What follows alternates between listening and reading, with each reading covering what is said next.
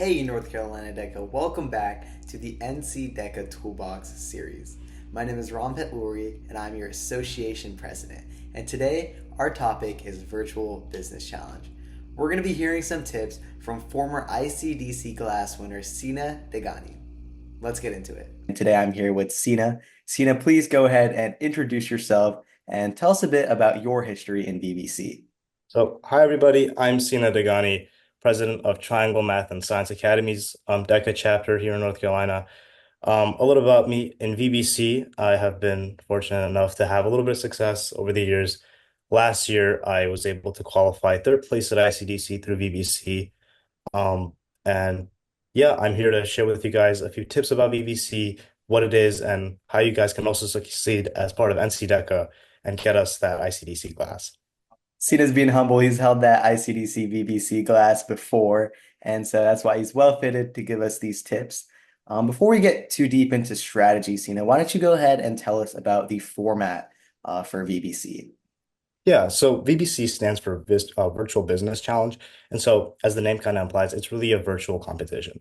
So, it takes place, you're basically running a virtual simulation. I really like to think of it as a Roblox tycoon. It's like less graphic than Roblox, really. It's 2D, but you're really running a business or a certain aspect of a business in some kind, all through a computer screen. And the formula simulation can take between 15 to 2 hours 15 minutes to 2 hours to, run a full simulation. And this simulation really embodies a certain aspect of a business or a certain different type of business. So that's really what BBC is. And that's what competing really looks like. You're really just sitting at a computer, cranking out different numbers, but clicking different buttons really to get yourself a final score.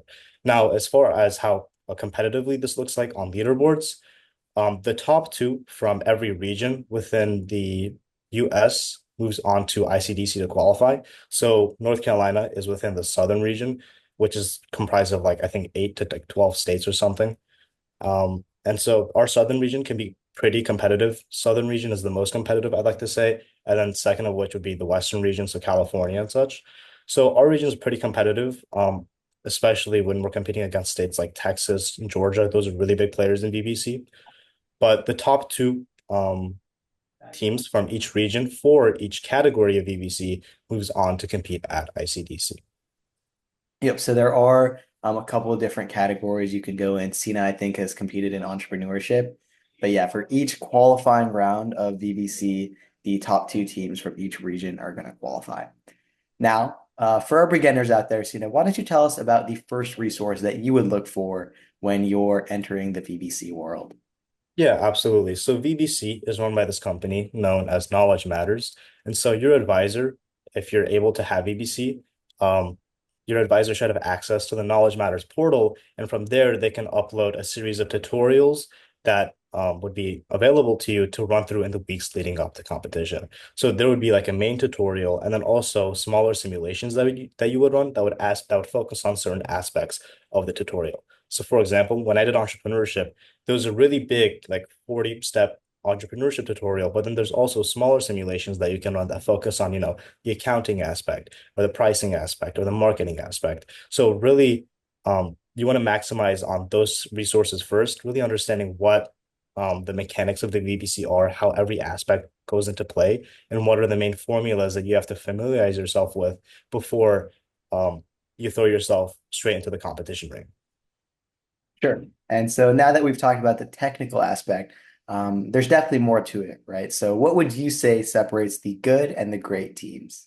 Yeah, so if you look at the tutorial and if you fully understand it, it's going to show you 1 to 3 main strategies. And when you fully maximize these strategies, you're going to get pretty far out there, right?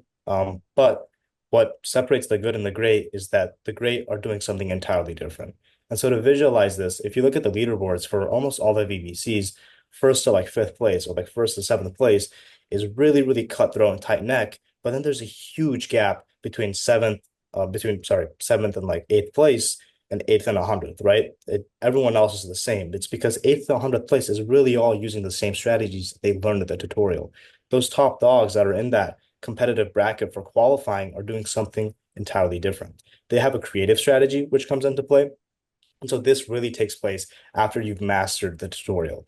Once you master the tutorial, you understand that, okay, there's certain aspects of the VBC or the simulation that are more important to, maximize or to have more weight in your final score. And so you really want to start thinking of ways outside the box to run your simulation and get yourself onto that qualifying level of competition. And so that can take place in a variety of ways. There isn't exactly one specific strategy that you have to find out. That's like the creative strategy to get you onto that qualifying round. So, for example, at ICDC, when I was competing, everyone else in entrepreneurship, their strategy was a little bit different, right? It wasn't that everyone uniquely found that one strategy that was a non-tutorial strategy, rather than rather that everyone had figured, one tiny mechanic that they were able to maximize and then put that as their, biggest tool to get them to that qualifying stage. Sure, creativity is definitely king in VBC. Mhm. And then now let's talk about the competitive side, right? How does your team prep before the competitive round starts?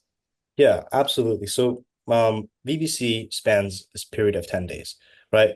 But in the weeks leading up to it, that's what really makes or breaks if you're going to be able to qualify or not. In those upcoming weeks, first off, obviously, you want to ensure you understand everything about the BBC. Second off, you understand that, you're running things efficiently, right? Are you getting actually skilled at running things fast, right? Some simulations can take up to 2 hours, but, done correctly, you can get them done in 40 minutes, sometimes 30 minutes, sometimes even 15, right? For our qualifying round in entrepreneurship, our simulation took like 4 hours. But at ICDC, you only have 15 minutes to run the sim. So you really start thinking, okay, I need to start, running things quicker and quicker and start focusing on the aspects that are really going to help me. And then another thing is that in those upcoming weeks, especially if you want to figure out your creative strategy, you want to keep a logbook. You want to keep a logbook of all the different strategies that you try out, all the different mechanics that you switch or that you play around with to keep track of, what's working best for you and what's not. So in those weeks leading up to VBC, that's really what I'd prioritize. Makes sense, yeah.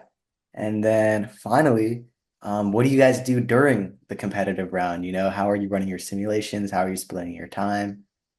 Yeah, so those 10 days of competition, that 10-day window, it's all about runtime. So I'll speak a little bit that, when my team qualified, yeah, as a team, we had about, 110 hours over the course of 10 days. And then individually, we had like 70 hours. So like 7, 8 hours a day, you're cranking out BBC. You're living, breathing it. You want to get in as many runs as you can. And the reason for that being that at any given moment, it's just so cutthroat, the competition, because you have about 6, 7, 800 competitors within your region for those top two spots, that it's so cutthroat that at any given moment, first and second place can drop down. Somebody can switch. You can jump up, you can jump down. So it's, in some sense, it's encouraging to know that, even on the last day, 15 minutes left on the clock, you can qualify, but also to know that um, also on the last day, someone else can take your spot. So I'll say a little bit of my experience. On the fourth day of our competition, we qualified, first place, but there were 6 days left to go. And so no matter how many sims we kept running after that, the tens of dozens of hours that we kept running, we just couldn't beat our sim. And then on that final day, what ended up happening was that somebody overtook us in first place, but luckily enough, we had second secured. But that second place spot jumped down to third with, 15 minutes remaining and competition closed.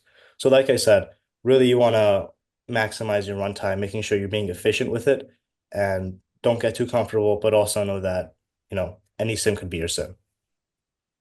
Yeah, great advice. And then, before we let you go, do you have any final words of wisdom that you'd like to share to anyone considering doing BBC this year? Yeah, absolutely. So I'll say that VBC, it's definitely different than almost every other type of DECA event, right? You're not necessarily presenting, you're not necessarily preparing anything, but it's really a lot about how much you can grind. It proves to yourself that, if you put in the hours, and I've certainly seen this, people that put in the hours, they get the results that they want. And it's a lot of trial and error. You need a lot of grit to get through BBC. You're talking, 100, 200 hours just to qualify. I mean, if you put the same amount of hours into any role play or test event, you'd be able to get to ICDC in no time. So really, it's an event that takes a lot of grit, but it teaches you a lot of things, and you learn. a lot of interesting, quirky little things about your specific VBC category too, I will say.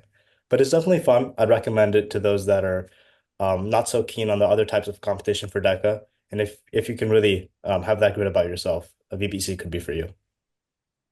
Sounds good. Thank you so much, Sina. We appreciate your help. Of And course. Thank you so much. Thank you for having me.